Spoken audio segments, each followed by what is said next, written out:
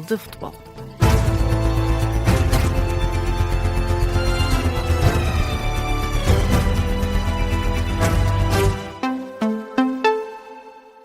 Jornal da Meia-Noite com a Laura Figueiredo. E Laura, pela primeira vez num ano e meio, os líderes da União Europeia aprovaram por unanimidade conclusões sobre a Ucrânia.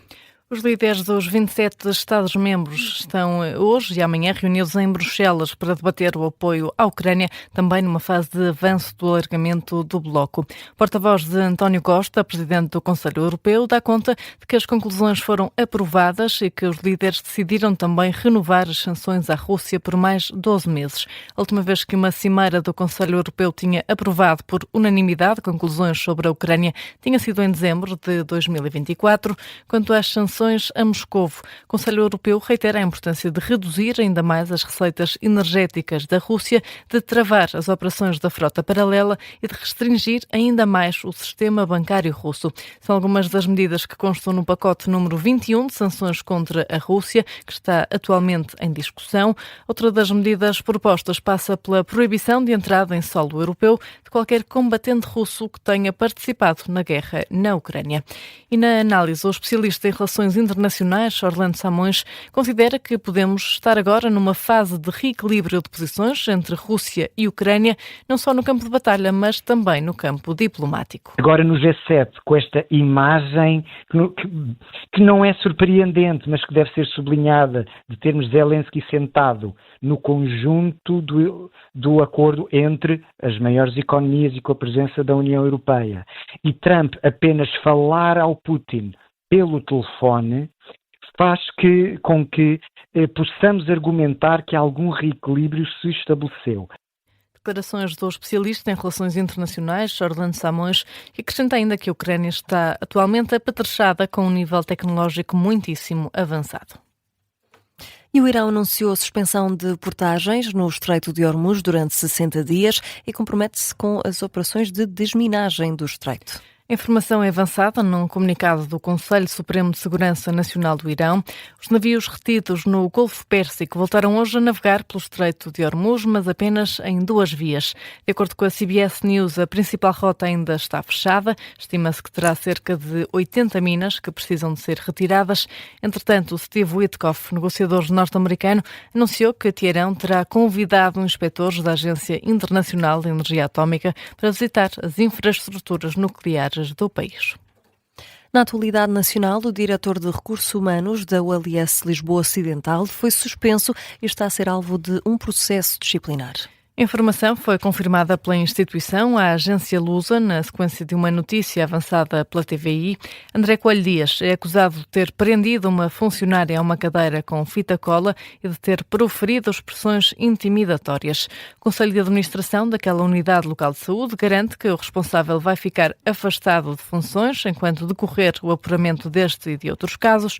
Já de acordo com o Jornal Público, também a Inspeção-Geral das Atividades em Saúde instaurou um processo para esclarecer as denúncias que envolvem o diretor de Recursos Humanos da Unidade Local de Saúde de Lisboa Ocidental.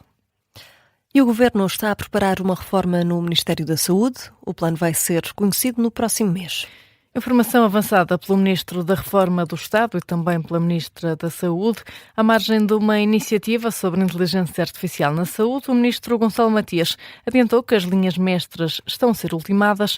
No próximo mês, o plano vai ser revelado. Serão anunciadas as linhas dessa reforma. É uma reforma que tem como objetivo a colaboração do Serviço Nacional de Saúde com os privados e nessa colaboração inclui-se naturalmente também a questão dos dados. A questão dos dados é muito importante, a questão da interoperabilidade, a garantia de que os dados estão disponíveis para todos. Nós hoje já temos no SNS 24 os meios complementares de diagnóstico em larga medida disponíveis, mas é importante que esse alargamento também se dê aos privados e, portanto, nós consigamos constituir aqui uma capacidade de resposta à saúde entre o Serviço Nacional de Saúde e também os vários atores privados. O Ministro Gonçalo Matias explica ainda que a reforma que está em andamento no INEM está integrada nesta transformação do Ministério da Saúde. E a Ministra da Saúde garante que o SNS está a postos para o período de maior calor que se avizinha. Ana Paula Martins assegura que o plano para o verão está já em marcha. Bem, o plano de verão já está feito há algum tempo.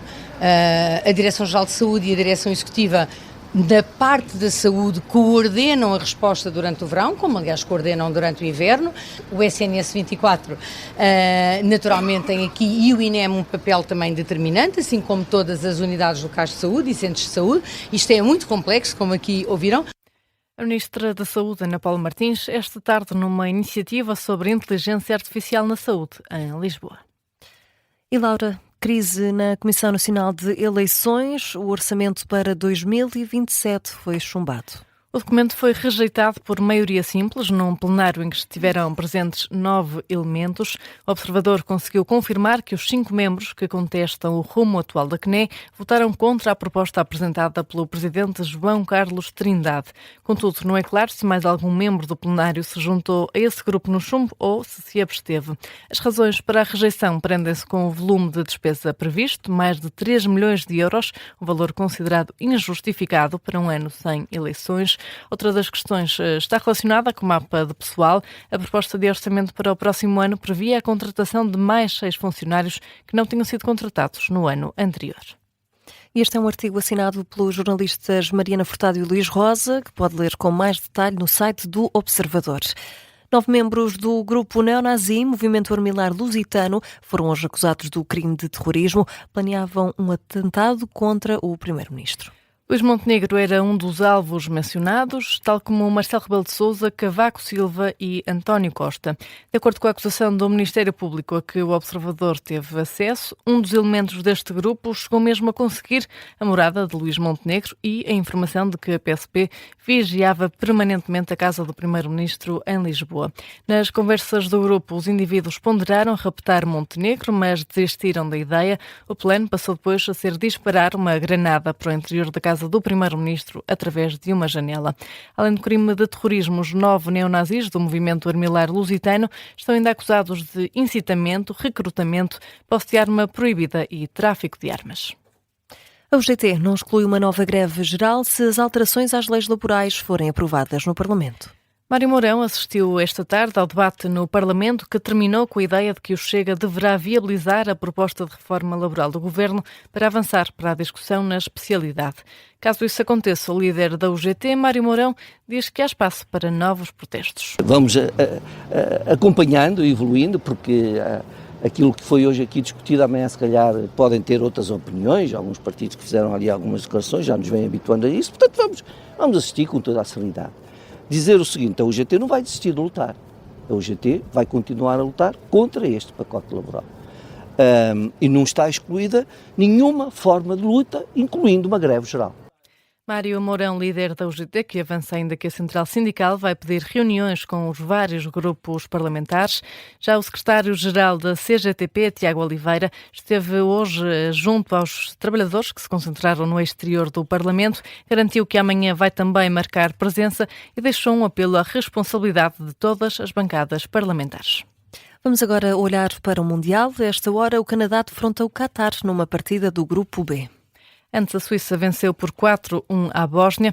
Agora, a acompanhar o Canadá-Qatar está o jornalista João Lourenço, connosco em estúdio. João, boa noite. No início da segunda parte e já 3 golos neste jogo. Precisamente, Laura, mais uma vez muito boa noite. A formação da casa conseguiu ampliar essa vantagem já junto aos últimos minutos da segunda parte, novamente da autoria de Jonathan David, o avançado do Lille, que nesta partida já foi autor de 2 golos e de uma assistência. Na síntese das 11h30 ficou praticamente em dúvida esse pontapé de penalti, que neste caso não foi confirmado pelo vídeo-árbitro. Foi confirmado sim um livre direto bem junto à área do Qatar e na sequência dessa falta houve um cartão vermelho para o lateral esquerdo qatari, o jogador Oman Al-Min, nesta partida que tem sido então de domínio total por parte da formação canadiana.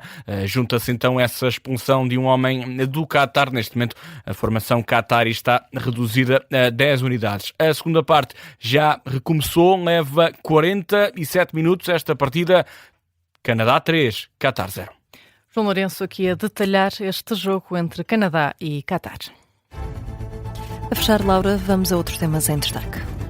O Governo determinou hoje o reforço da vigilância aérea face ao aumento do perigo de incêndio rural nos próximos dias. Este reforço vai decorrer da atuação do Comando Integrado da Prevenção e Operações na zona centro do país, numa iniciativa dos Ministros da Defesa Nacional, Nuno Melo, e também Ministro da Administração Interna, Luís Neves. Num comunicado conjunto, avançam que a prioridade vai incidir sobre os 26 concelhos fortemente afetados pela tempestade Christine, isto porque os terrenos ficaram com mais carga combustível, o que se traduz num risco acrescido de ocorrência e propagação de incêndios rurais. A PSP não vai acompanhar este ano os adeptos portugueses durante o Mundial 2026 por opção das autoridades norte-americanas. É a primeira vez que isto acontece em competições deste género. De acordo com a PSP, a segurança dos adeptos portugueses nas cidades, transportes, áreas públicas e nos estádios é da responsabilidade das autoridades policiais dos países anfitriões e da organização do evento. Assim, este ano a PSP acompanha apenas a equipa, a seleção nacional.